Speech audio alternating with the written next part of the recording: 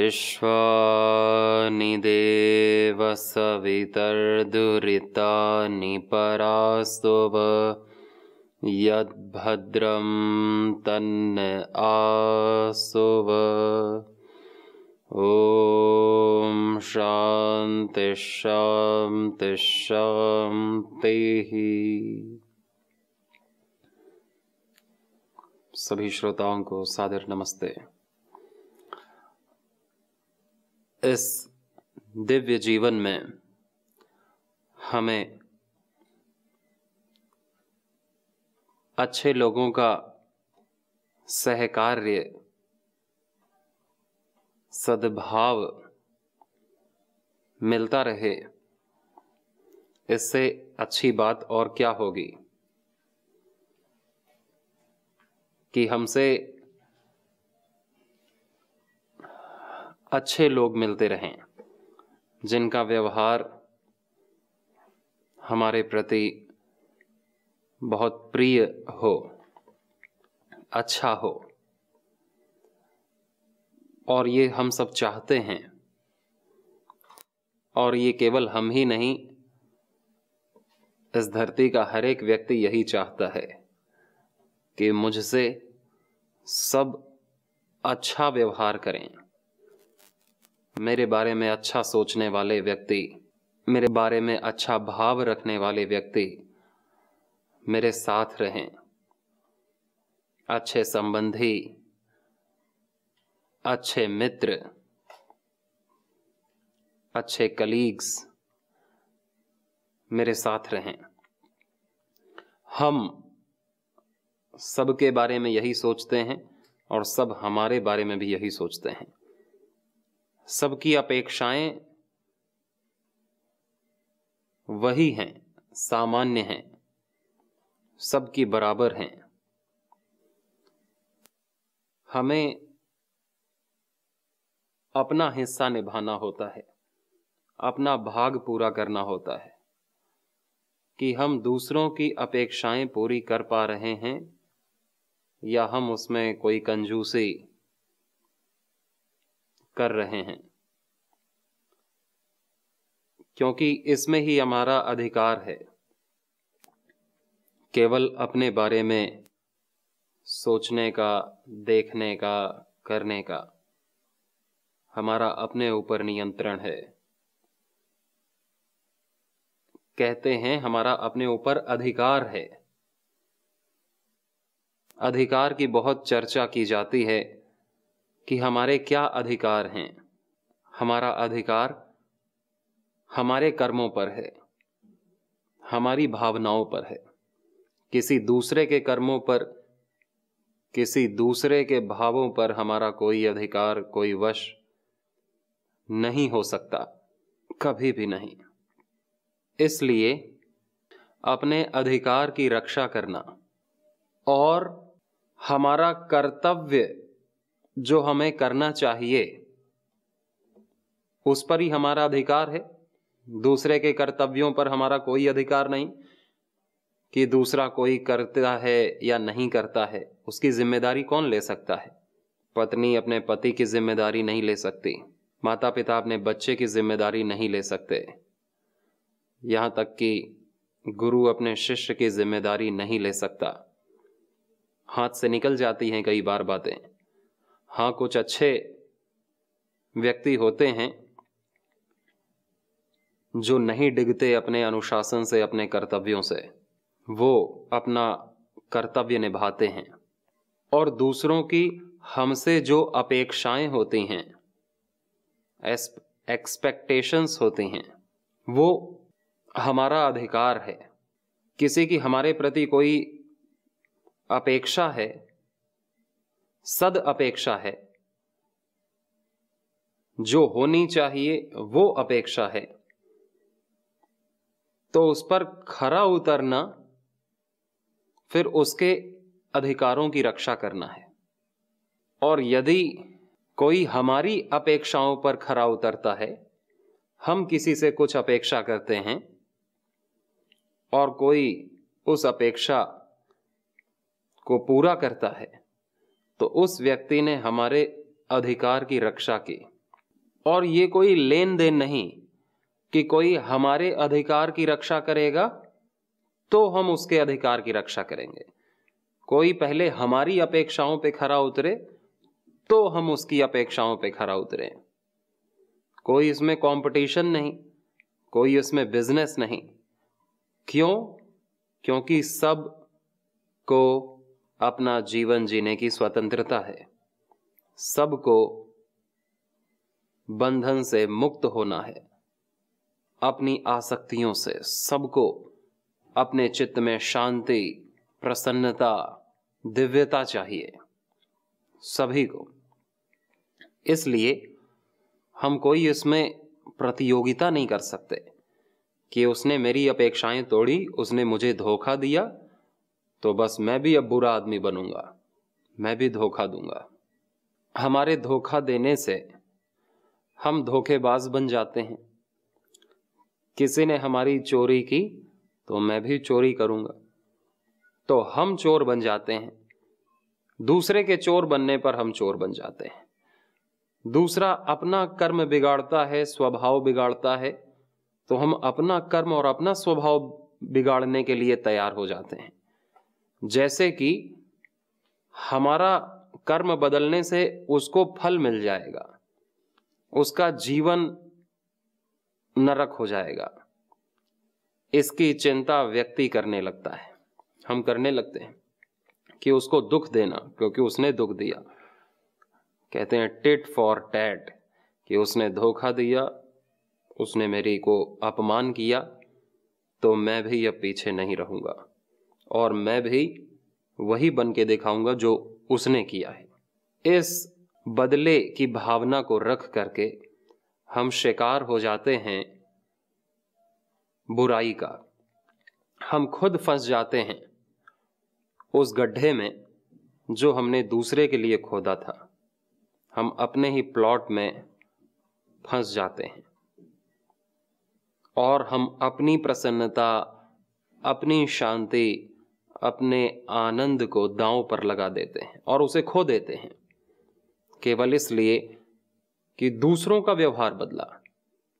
इतना हम निर्भर होते हैं दूसरों पर, इतना हम दूसरों के ऊपर इतना रिलाई कर देते हैं कि हमारा जीवन स्वतंत्र कुछ नहीं, दूसरों पर ही निर्भर हो। जैसे कि दूसरे अच्छा करेंगे तो मैं भी अच्छा करूंगा, दूसरे बुरा करेंगे तो मैं भी बुरा करूंगा। कोई क्रोध करेगा तो मेरे अंदर से भी वही निकलेगा, जो आ रहा है वही निकलेगा। ऐसा व्यक्ति सामान्य रूप में करता है और फिर दुख को भोगता भी है और समझता है मेरे दुख का कारण दूसरे हैं, क्योंकि उन्होंने शुरुआत की, खत्म मैंने किया। वो ना करते तो मेरे से ये होता ही नहीं। परंतु क्या हमारा नियंत्रण है दूसरे के कर्तव्यों पर, कर्मों पर, भावों पर? हमारा कर्तव्य, हमारा नियंत्रण केवल एक व्यक्ति पर हो सकता है, वो हम स्वयं हैं। और यदि हमारा अपने पर ही कोई नियंत्रण नहीं रहा, हम दूसरे के चंगुल में फंसते हैं, हम दूसरे पर निर्भर हो जाते हैं और दूसरे के व्यवहार के अनुसार हमारे व्यवहार, भावनाएं अपने आप नियंत्रित, परिवर्तित होने लगती हैं। इसी को बंधन कहते हैं कि हम बंधे हैं अपने राग द्वेष से, अपने कामनाओं से, अपने लोभ से, दूसरों से, अपने शत्रु से भी बंधे हैं, अपने मित्र से भी बंधे हैं। जब तक शत्रु शत्रु है, शत्रुता है। जब तक मित्र मित्र है, मित्रता है। मित्र शत्रु बना तो हम भी शत्रु बने।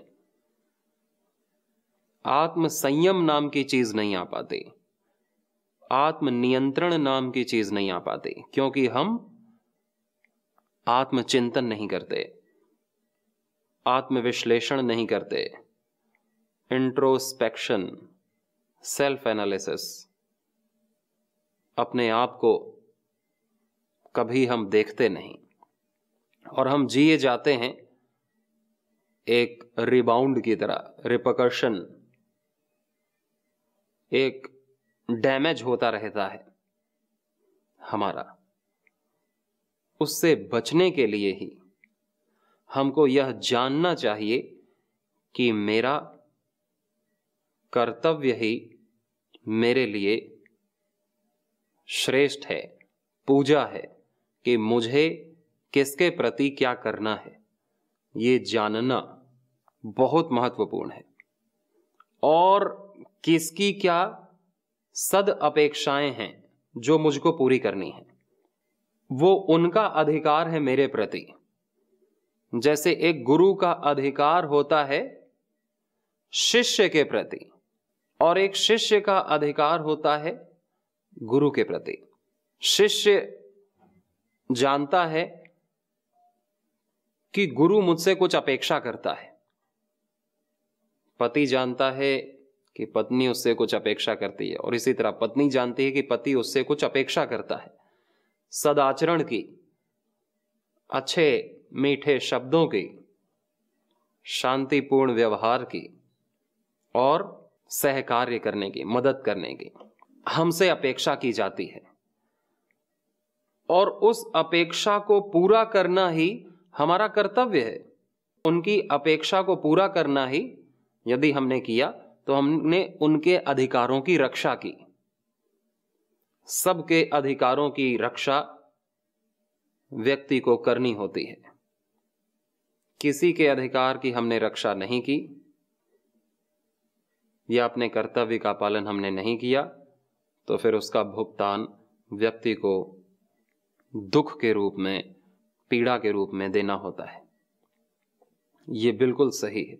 आत्मग्लानि के रूप में देना पड़ता है, और फिर पछतावा रहता है जब समय नहीं रहता। इसलिए हमारा कोई काम करे या ना करे, हमारा कर्तव्य इस पर निर्धारित, निर्भर ना हो। कर्म करने में व्यक्ति स्वतंत्र है, सोचने में भी व्यक्ति स्वतंत्र है। हम इतना सोच सकते हैं कि मुझे क्या करना चाहिए, और निष्पक्ष होकर के सोच सकते हैं,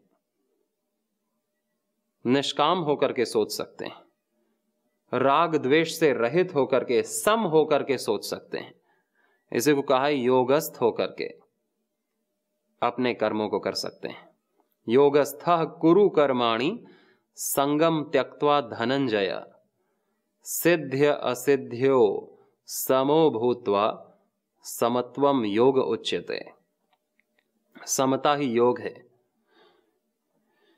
कि हमारे मस्तिष्क में किसी के प्रति राग द्वेष ना हो, किसी के प्रति मोह या घृणा ना हो, किसी के प्रति कोई भी प्रकार, किसी भी प्रकार की दुर्भावना ना हो, या अपने स्वार्थ सुख की कामना से रहित होकर के जो हम इच्छा करते हैं, विचार करते हैं, वही असली विचार है, वही असली कामना है, जिस कामना से हमें मुक्ति मिलती है, दुख नहीं मिलता। इसलिए कई बार संबंधों में खटास आने से व्यक्ति परेशान होता है और कुछ ऐसा कर्म करता है कि जिससे उसको भुगतान करना पड़े, परंतु साधक सजग जागरूक होता है कि पूरी दुनिया मिलकर के भी यदि मेरी हानि करे तो भी मेरा कर्म ना बदले, मेरा भाव ना बदले, और मेरा भाव, मेरा स्वभाव वही है जो सदा से था, जो निर्मल है, निष्पाप है, निर्द्वंद्व है, सम है, पूर्ण पवित्र है। वो मेरा स्वभाव है। एक कहानी भी हमने कई बार सुनी होगी कि एक ऋषि यमुना नदी में स्नान करने गए, और जब वो नहा रहे थे तो वो देख रहे थे कि एक बिच्छू पानी में डूब रहा है। तो उन्होंने अपने हाथ से उस बिच्छू को उठाया, लेकिन वो बिच्छू भय में था और उसने काट लिया। और फिर जैसे ही काटा, फिर वो हाथ से छूट गया साधु के, और ऋषि ने उसे फिर उठाया, उसने फिर काटा, और फिर वो गिर गया। और फिर जब देखने लगे कि ये तो फिर डूबने लगा, फिर उठाया, और जैसे ही वो उसको जमीन तक ले जाते, फिर वो काट लेता। ऐसा 4-5 बार हो गया। उनका एक शिष्य देख रहा था कि गुरुजी आप ये क्या कर रहे हैं, ये आपको बार बार काट रहा है, आपको दुख पहुंचा रहा है, और आप इसे छोड़ नहीं रहे, आप इसकी मदद ही किए जा रहे हैं, लेकिन ये तो दुष्ट स्वभाव का है, बड़ा क्रोधी है। उन्होंने कहा कि ये अपना स्वभाव क्रोध नहीं छोड़ रहा है, तो मैं अपना स्वभाव परहित करना कैसे छोड़ दूं। तो ये हठ तो होना चाहिए हमारा कि मैं अपने सिद्धांतों को, अपने परहित के कार्यों को, जो कि आदेश है ईश्वर का भी, गुरु का भी, ऋषियों का भी, और ये हमारा स्वभाव है परहित करना। परहित करके ही व्यक्ति, निष्काम परहित करके ही व्यक्ति सुखी, शांत और आनंदपूर्ण समृद्ध जीवन जी सकता है। नहीं तो अपने जीवन में सारी समृद्धि को मिट्टी में मिलाएगा और दुख में, अशांति में, चिंता में, तनाव में रहेगा, जो चल रहा है। और नहीं तो कितने बड़े बड़े साम्राज्य वाले व्यक्ति भी निश्चिंत देखे जाते हैं कि निश्चिंत हैं, प्रसन्न हैं, और जिसके पास थोड़ा सा भी धन आ जाता है, सैलरी आते ही व्यक्ति अपना दिमाग का संतुलन खो देता है कि मैं इसे क्या करूं। एक इनसिक्योरिटी आती है कि अब लोगों की नजर इस पर होगी, इसको चाहेंगे, मांगेंगे, और फिर वो व्यक्ति तनाव में आ जाता है कि अब मैं क्या करूंगा। अब उसे संभाला नहीं जाता कि मुझे क्या करना है। इसका कारण यही है कि हम अपने स्वभाव से दूर हैं और हम दूसरों के स्वभाव से प्रभावित हैं। अपना स्वभाव छूट गया। हमारा क्या स्वभाव बन गया कि दूसरों से स्वभाव से प्रभावित होना और तनाव में चले जाना, और बस अपने स्वभाव को, अपने हित को, सत्कर्म को छोड़ देना, सद्भाव को छोड़ देना। परंतु साधु ने इसका परिचय दिया अपने शिष्य को, अपने आचरण से, व्यवहार से यह ज्ञान दिया कि हमें अपना परहित कभी नहीं छोड़ना चाहिए, भले ही इसमें हमारी जान भी क्यों ना चली जाए, इसमें इस शरीर की मृत्यु भी क्यों ना हो जाए, क्योंकि मृत्यु होना तय है, बहुत बड़ा सत्य है। और इस सत्य के लिए, इस सत्य को टालने के लिए कि यह सत्य कभी हो ही ना, ऐसा तो कभी नहीं हो सकता कि सत्य असत्य हो जाए और व्यक्ति अजर अमर हो जाए। मृत्यु तो सत्य है जिसे कोई नहीं टाल सकता, लेकिन हम भूल जाते हैं कि हमें मरना है, यानी कि शरीर को मरना है, और फिर हमें अपने कर्मों का भुगतान भी करना है। कर्मफल व्यवस्था भी है, पुनर्जन्म भी है, लेकिन हम मानते हैं कि ये चलता रहेगा और हम अपनी दुर्भावना, दुष्कर्म, बुरी आदतें, आलस्य, प्रमाद को कंटिन्यू रखते हैं। कंटिन्यू इसीलिए तो रखते हैं कि हमें पता है कि अभी मृत्यु नहीं होगी और हम अपने आप को अजर मानते हैं। लेकिन जिसने माना, और जैसा कि वेद ने आदेश भी किया कि कृतम स्मर, अपनी मृत्यु को याद रखो, तो तुमसे कोई गलत कर्म नहीं होगा। कैसे होगा गलत कर्म? जब तुम ये याद रखोगे कि दूसरा व्यक्ति भी कल दिखे या ना दिखे, कोई भरोसा नहीं है कि जिस शक्ल को, जिस चेहरे को मैं आज देख रहा हूं, कल ये इसका मुरझाना तय है और ये कल कुछ दिन में मुझे नहीं दिखेगा। तो क्या व्यक्ति उसके प्रति कुछ गलत कर सकता है? उसको धोखा दे सकता है? उसे गाली दे सकता है? उसकी मदद करने से हाथ खींच सकता है? अपनी हृदय को करुणित होने से, दया आने से, प्रेम से भरने से बचा सकता है? नहीं बचा सकता। और ये पूरी धरती के परमाणु ही बदलते हैं। ये पत्ता जो हमें आज दिख रहा है, ये कुछ ही घंटों बाद ऐसा नहीं रहेगा जैसे कि ये शुरू हो गया है। यहां हम देखते हैं हरा है, और यहां हम देखते हैं कि ये काला होना शुरू हो गया है। इसकी मृत्यु होनी शुरू हो गई है, और ये धीरे धीरे ये कालापन इस पूरे पत्ते में फैलेगा। और जैसे कि हम इसके कई पत्तों में देख सकते हैं कि ये कालापन इसके पूरे पत्ते में फैलेगा, और एक दिन पूरे पेड़ में फैलेगा। जिस दिन से इसके बीज ने उगना शुरू किया, उस दिन से मृत्यु ने भी अपनी उल्टी गिनती शुरू की। और जन्म और मृत्यु एक ही सिक्के के दो पहलू हैं जो कि साथ चलते हैं। इसलिए खत्म होना तो व्यक्ति ने शुरू कर दिया है जन्म लेने से पहले ही।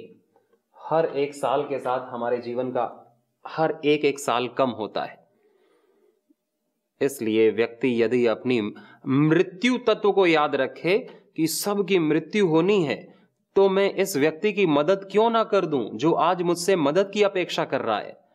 मैं इस व्यक्ति से प्रेम भाव से क्यों ना बर्ताव करूं, क्योंकि ये मुझसे अच्छे बर्ताव की अपेक्षा करता है। मैं इसकी मदद क्यों ना करूं क्योंकि ये मेरे से मदद की अपेक्षा करता है। और मान लो ये कुछ गलत भी कर रहा है, धोखा भी दे दिया या कुछ गलत भी बोल दिया, तो बेचारा ये कल नहीं रहने वाला है। मैं क्यों और इसके जले पर नमक छिड़क दूं? क्यों करूं मैं, और क्यों इसको दुख पहुंचा दूं? क्योंकि ये वैसे ही जल रहा है, वैसे ही दुखी है। दुखी व्यक्ति तो दुखी को दुख देता है, क्रोधी व्यक्ति तो क्रोध करता है। जिसके पास जो है वो उसी में परेशान रहता है और फिर वही डिलीवर करता है।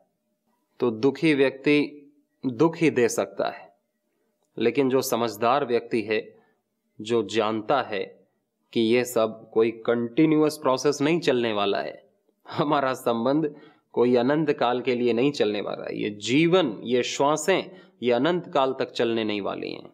ये रुकेंगी और फिर से सब कुछ डिलीट किया जाएगा, और जो हमने किया है उसको भोगना पड़ेगा, और फिर से रील शुरू होगी।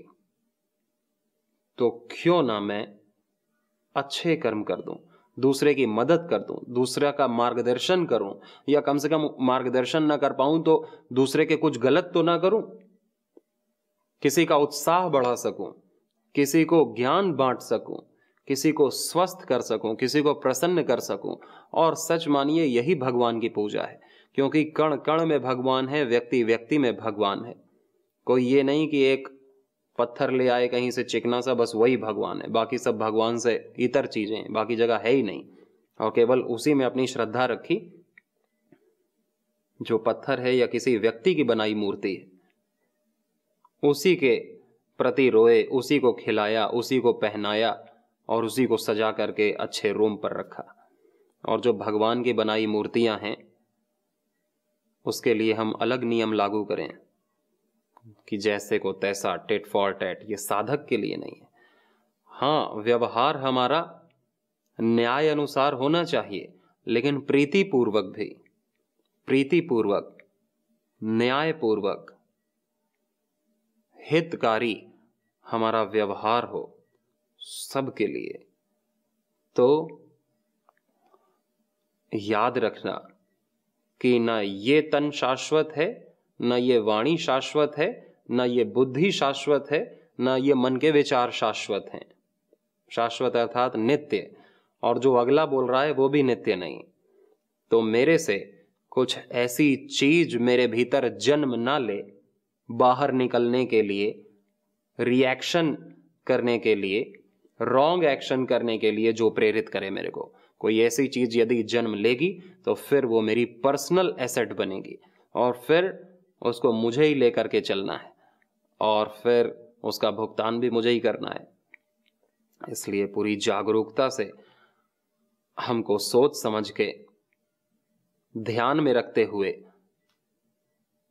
जिसे मृत्यु कहते हैं, जिसे मृत्यु का ही पर्यायवाची है अनित्य, अपने तन की, अपने मन की, अपने इस करंट के स्वभाव की, वर्तमान के स्वभाव की अनित्यता को जानते हुए, अगले व्यक्ति इस दृश्य की भी अनित्यता को जानते हुए, बस हमको केवल फोकस करना है कि इस जगत से, संबंधों के द्वारा हमसे क्या अपेक्षाएं की जा रही हैं, उन अपेक्षाओं में खरा उतरना ही उनके अधिकारों की रक्षा है। मेरे क्या कर्तव्य हैं, अपने कर्तव्यों को करना पूरी प्रसन्नता से, कुशलता से, आनंद से, ये भगवान इसे अपनी पूजा मानते हैं। स्वकर्मणा तम अभ्यर्च्य सिद्धिम विन्दति मानवाः, स्वे स्वे कर्मण्यभिरतः संसिद्धिम लभते नरः, स्वेन क्रतुना संवदेत। अपने कर्म से मेरी पूजा करो। ऐसे कर्म बंधन नहीं है, ऐसे कर्तव्य बंधन नहीं है। बंधन वही है जो हमें कुपथ के प्रति प्रेरित करता है, कुमार्ग के प्रति प्रेरित करता है, कुकर्म के प्रति प्रेरित करता है। उस बंधन को हमें तोड़ने के लिए हमें अच्छे बंधनों का पालन तो करना होगा। सभी को बहुत शुभकामनाएं। आज के सत्र में इतना ही। नमस्ते।